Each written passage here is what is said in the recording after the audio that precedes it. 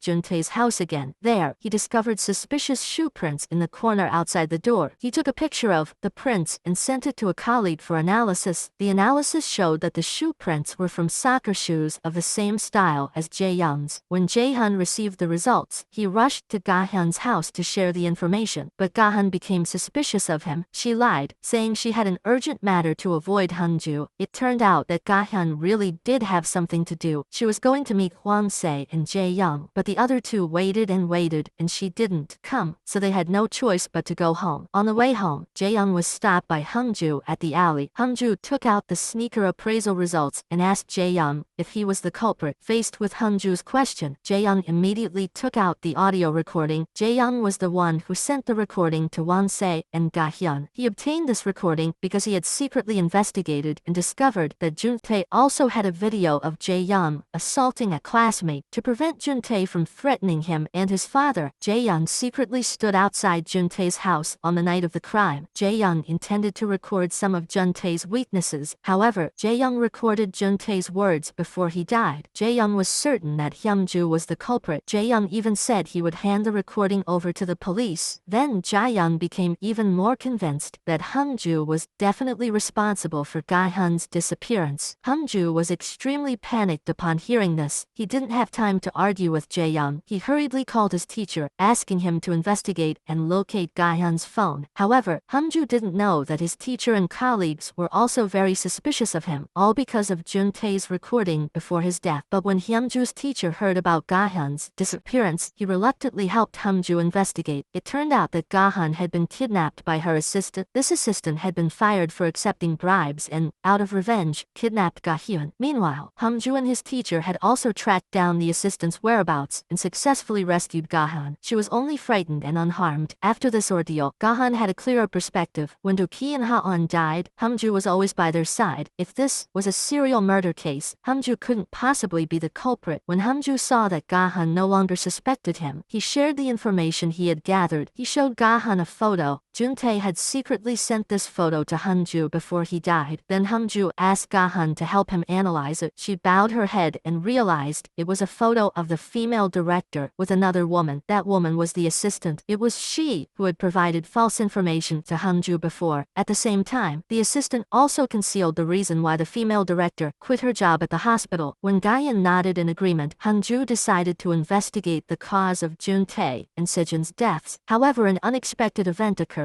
Today, due to the footprints, the police summoned Jae-young. However, Jae-young thought he was being blamed for the crime, and his emotions completely collapsed. Jae-young started speaking without thinking, saying that he had seen the killer's face, and that it was Hungju. At this point, the police chief decided to have Sun-ho investigate Hungju, but Sun-ho thought Jae-young's emotions were unstable. Jae-young's recent testimony differed greatly from his initial statement. Sun-ho believed that the police should wait until Jae-young calmed down before continuing the investigation. After the interrogation ended, Hyunju rushed to find his teacher to ask what Jae-young had confessed, but Sun-ho didn't answer. He wanted to talk to Hyunju about something more important. It turned out that Sun-ho had discovered a problematic notebook belonging to Hungju, which contained the names of time travelers. Although Sun-ho didn't know these people were time travelers at the time, the important thing was that they kept dying. Sun-ho asked Hyunju to explain to him why whoever's name was written in Hyunju's notebook would die. Did Hyunju have a death notebook? Seeing his teacher's reaction, Hyunju didn't want to hide it anymore. He had to tell his teacher that he was participating in a time travel experiment. Sun Sunho was very surprised to hear this, but because he had previously seen Hyungju's ability to solve cases as if he knew the future, he had to convince himself to accept it. But a few days later, they received another big surprise. Jae-young suddenly received a video. It showed him bullying a classmate. To prevent this from being known to everyone, Jae-young had to meet the other party as arranged. But when Jae-young arrived, he was knocked unconscious. When he woke up, he found himself locked in a dark room. There, he saw the missing belongings of the murdered victims. Sure enough, the kidnapper was the mastermind. He was involved in a series of time-traveling murders. Jae-young was terrified by these relics. Then, a sudden sound came from behind. The real culprit finally appeared. He was the person Hyungju respected most. He was also the person Hyungju risked his life to save. Detective Sunho. But now, those who knew the truth were no longer alive. The three surviving time travelers were Hyungju, Ga-hyun, and Won-se, but they were all unaware of this truth. Moreover, Hyungju was under suspicion for Juntae's death. When the police held a meeting, they discovered that in the audio recording, Juntae recognized the other person as a police officer. This proved that the officer had previously handled Juntae's case. However, Juntae had been arrested many times before. After reviewing the records, the police found that besides Hyungju, there were 3 other police officers who were potential suspects. But Hyungju was not allowed to know this information because he was still under suspicion. He was separated from the case. Hyungju could only investigate secretly. At this moment, Sunho proactively shared information with Hyungju. Hyungju was completely unaware of Sunho's ulterior motives and was very grateful for this. Furthermore, Hyungju introduced Sunho to Ga-hyun. From then on, Sunho successfully joined the time travel team as an ally. Thus, the three began analyzing the case. Hyungju and Ga-hyun concluded that a serial killer existed. To gain Sunho's trust, Hyungju opened the contents of the USB drive. It contained photos of the corpses of time travelers. None of them had survived. Although Hyungju found the USB drive in Juntae's house, it was clear these weren't photos taken by Juntae. The photographer certainly couldn't have been Juntae. On the day Juntae was framed by Sejin, he was caught red-handed by Hyungju and Sunho while trying to escape. During that arrest, Sunho was injured in the leg and had to rest for 7 months. During those 7 months of recovery, Sunho discovered the notebook where Hyungju had written the names of the deceased. At the same time, Sunho realized that Hyungju and Juntae knew each other. So, Sunho donned a disguise and went to the detention center to question Juntae. Juntae was looking for someone to help Jae-young, but he was currently imprisoned. Fortunately, he could ask Sunho to help him find Namdo. If Sunho finds Namdo, Juntae will tell Sunho what Hyungju is hiding. Furthermore, Juntae can reveal that he and Hyungju are both time travelers, having returned from a year in the future. To convince Sunho, Juntae even predicts an event that hasn't happened yet. A few days later, Sunho sees Juntae's prediction come true. Afterward, Sunho remembers Hyungju's prophetic crime-solving abilities. Finally, Sunho accepts the truth that a group of people have traveled through time. Sunho also agrees to find Namdo for Juntae. Within 7 months of recovering from his injuries, Sunho finds Namdo. To keep his promise, Juntae provides Sunho with a list of surviving time travelers. Sunho is then astonished to realize that the 5 people who died were the very 5 he had randomly chosen to kill. Furthermore, Sunho discovered that this group of people were all time travelers. Thinking of this, Sunho felt sorry for the time travelers. Sunho felt that he was chosen by fate, and his mission was to change the destiny of the time travelers. Therefore, Sunho felt even more confident in killing Sejin and Juntae. But Sunho didn't expect that Jae-young had accidentally recorded him killing Juntae. This was Sunho's oversight. The next day, Namdo suddenly came to see Ga-hyun. Moreover, Namdo brought extremely important news. Namdo said that a few days ago, his high school teacher had unexpectedly come to see him. At the same time, the teacher expressed his remorse for not stopping Jae-young from bullying Namdo years ago. Furthermore, the teacher said that a police officer had come to the school the day before to inquire about Namdo. Hearing this, Ga-hyun thought that the police officer must be the mastermind behind these cases. Meanwhile, Hyungju was investigating the origin of the USB drive. He decided to contact the female director's assistant. He reasoned that if the USB drive came from the director, then the photos on it must have been taken by her assistant. However, the assistant refused to cooperate. As the assistant was about to leave in her car, Hyungju glanced inside and noticed something extremely suspicious. Before Hyungju could fully process the situation, he received a photo from a mysterious sender. The photo showed Jae-young, who had been missing for several days. The sender also included an address. Hyungju rushed to the scene, only to find Jae-young had been murdered. When Hyungju drew his gun for self-defense, he saw a horrifying sight. The handcuffs binding Jae-young were Hyungju's own, but something even more terrifying was yet to come. Just then, 2 patrol officers suddenly appeared. Seeing the scene, they immediately immediately assumed Hyungju was the culprit. At this point, Hyungju realized he had fallen into a trap set by a mysterious person. Unable to defend himself, he attacked the officers and fled. Later, Hyungju would find a way to clear his name. Of course, the person who framed him was his teacher. While driving away, Hyungju quickly called Gahan. He told her he had fallen into a trap. Furthermore, Hyungju insisted that the culprit was someone he knew. He then called a colleague, asking him to investigate something, but when his colleague brought the results, he also brought Sun Ho and a female police officer from the special investigation team. Everyone expressed their trust in Hyungju. Later, the female police officer announced that Jae-young's case had been taken over by another police unit. Not long after everyone left, Sun Ho unexpectedly returned. Alone, he was carrying daily necessities for Hyungju. Sun Ho asked Hyungju what he had asked his colleagues to investigate. Hyungju told his supervisor that he had asked them to investigate a USB drive. The investigation revealed that the drive contained a fragrance